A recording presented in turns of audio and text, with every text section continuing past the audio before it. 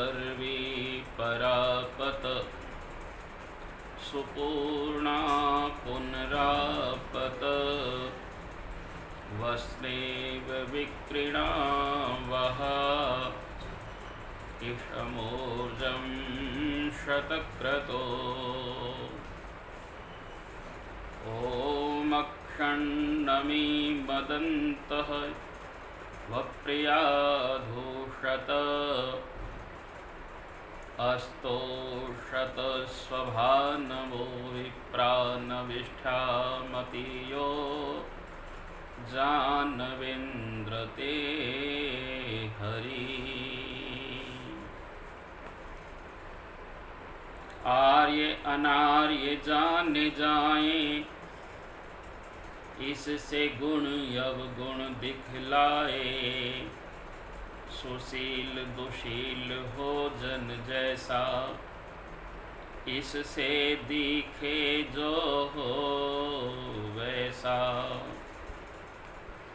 होती इनसे गतिमति ऊंची, जीव गति नहीं पाता नीची। वेदागम का यही बताना, सत्य धर्म है मुनिजन माना। वेदागम के बने विरोधी, नास्तिक कुपथ के अनुरोधी। पक्के नास्तिक हो यदि ऐसे, लिया भूप ने तुमको कैसे। सजल नयन कर भरत ने सबको कहा निहार। तुम आर्यगण क्यों नहीं करते वचन विचार। सब बोले तुम ठीक हो पर हमको है ज्ञान। पितृवचन भंग न करे राजा राम महान। तुले पड़े थे भरत जी दृढ़ आग्रह संग, पर राघव जी जान से वचन करते भंग। नीति न्याय अनुकूल है सत्य धर्म अनुसार। राजवंश को शोभता ऐसा राम विचार। ओम शांति शांति शांति। सम्मुख समुपस्थित श्रद्धा व करुणा से उत्प्रोत समादरणीय अन्नपूर्णा मातृशक्ति, देव के दुलारे भद्र प्रिय आर्य सज्जनों, प्रिय बालक एवं बालिकाओं, बहुत ही सुंदर भाव श्री राम कथा के माध्यम से आप श्रवण कर रहे हैं। पिछले दिवसों में बहुत सुंदर पावन कथा का आपने श्रवण किया। आइए एक और चौपाई को सुनते हुए आगे बढ़ते हैं। कहि सचिव सठ ठकुर सुहाती, नाथ नपुर आव एहि भांति। बारिधि नाग एक कपियावा, तासु चरित मन महु सब गावा। क्षुधा न रही तुम ही तब ताहू, जारत नगर कस न धरि खाहू। सुनत नीक आगे दुख पावा, सचिवन असमत प्रभु ही सुनावा। जेहि बारिश बंधायऊ हेला, उतरऊ सेन समेत सुबेला। शोभनु मनुज खाब हम भाई, वचन कहीं सब गाल फुलाई। तात वचन मम सुन अति सादर, जन मन गुनऊ मोहि करि कादर। प्रिय बानी जे सुनहि जे कहीं, ऐसे नर निकाय जग अहीं। वचन परम हित सुनत कठोरे, सुनहि जे कहि ते नर प्रभु थोरे। प्रथम बसीठ पठऊँ सुनु नीति, सीता देई करहूँ पुण्य प्रीति। नारी पाई फिर जाहि जो, तो न बढ़ाइए रारी। नाहित सन्मुख समर मही, तात करिए हठ मारी।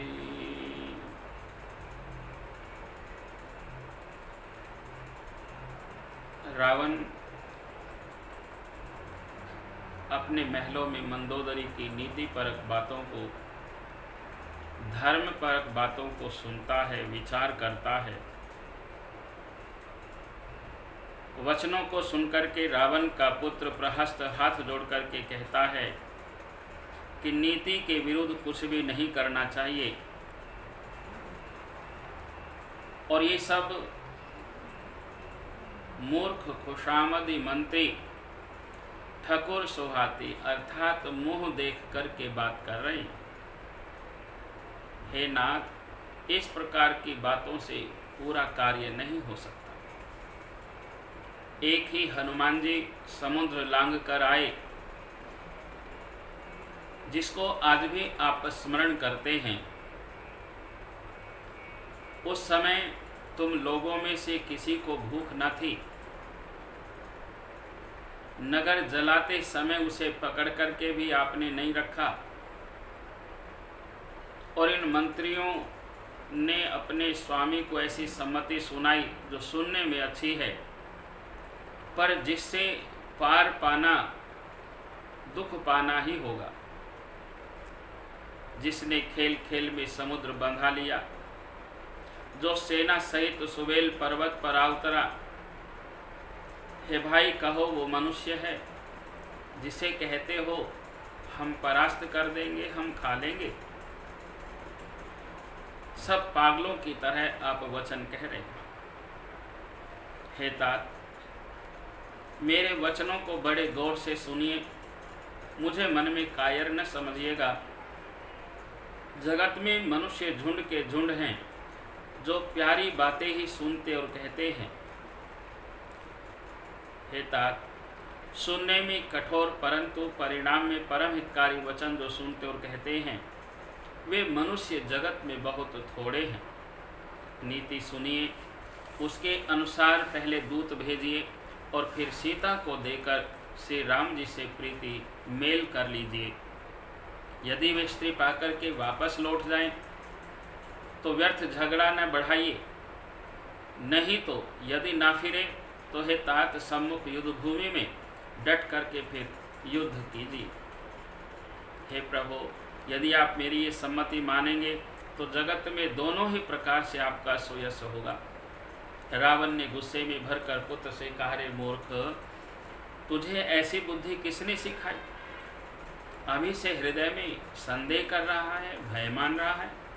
हे पुत्र, तू तो बांस की जड़ में घुमाई हुआ। पिता की अत्यंत घोर और कठोर वाणी सुनकर प्रहस्त ने कड़े वचन कहता हुआ घर को चला गया। हित की सलाह आपको कैसी नहीं लगती? आप पर कैसे असर नहीं करती? जैसे मृत्यु के वश में हुए रोगी को दवा अच्छी नहीं लगती। संध्या का समय जान करके रावण अपनी भुजाओं को फैलाता हुआ महलों को चला गया। लंका की चोटी पर एक महल बनाया हुआ था जो बहुत सुंदर था। वहाँ अखाड़ा जमता था। रावण वहाँ जाकर के बैठ गया और बहुत सारे लोग गुण समूह को गाने लगे। वो निरंतर भोग विलास करता रहता। यद्यपि श्री रामचंद्र जी सरीखा अत्यंत प्रबल शत्रु सिर पर है, फिर भी उसको न तो चिंता है और न डर ही है। यहाँ श्री रघुवीर जी सुबेल पर्वत पर सेना की बड़ी भीड़ के साथ उतरे हुए हैं। पर्वत एक बहुत ऊंचा है, परम रमणीय है, समतल है, और विशेष रूप से उज्ज्वल शिखर देख करके वहाँ लक्ष्मण जी ने वृक्षों के कोमल पत्ते और सुंदर फूल अपने हाथों से सजा करके बिछा दिए। उस पर सुंदर और कोमल वस्त्र बिछा करके आसन लगाया, और उसी आसन पर कृपालु श्री रामचंद्र जी महाराज विराजमान हैं। मर्यादा पुरुषोत्तम श्री रामचंद्र जी महाराज वानरराज सुग्रीव जी की गोद में अपना सिर रखे हैं। उनकी बाईं ओर धनुष, दाईं ओर तरकस है, और वे अपने दोनों कर कमलों से बाण सुधार रहे हैं। विभीषण जी कानों से लग करके सलाह कर रहे हैं। परम भाग्यशाली अंगद जी और हनुमान जी अनेकों प्रकार से श्री रामचंद्र जी की सेवा कर रहे हैं। लक्ष्मण जी कमर में तरकस कसे, हाथों में धनुष बांधिए, वीरासन से श्री रामचंद्र जी महाराज के पीछे सुशोभित हैं। इस प्रकार के कृपा रूप सौंदर्य गुणों के धाम मर्यादा पुरुषोत्तम श्री रामचंद्र जी महाराज सेना के साथ स्थित हैं। ऐसे मनुष्य ध्यान में धन्य हैं जो प्रभु के साथ ध्यान और लो लगाए रखते। पूर्व दिशा की ओर देख करके श्री रामचंद्र जी महाराज ने चंद्रमा को उदय हुआ देखा। तब वे सबसे कहने लगे, चंद्रमा को देखो कैसा सिंह के समान ये निडर है। हम लोगों को भी निडरता का पाठ पढ़कर अपने जीवन को प्रभु के साथ जोड़ना चाहिए, जिससे जीवन में उत्तमता श्रेष्ठता हो। महापुरुषों की ये कथाएं हमें संबल देती हैं, सहारा देती हैं, हमारे भीतर जीने और जीतने का जज्बा पैदा करती हैं। परमपिता परमेश्वर कृपा करे कि आप सब भी इसी तरह से निडर होकर अपने जीवन में आगे बढ़ें और जो मुख्य काम हमारा प्रभु को पाना है उस काम को करें। इन बात और भावों के साथ आज इस श्री राम कथा को यहीं हम ठहराते हैं। ओम शांति शांति शांति।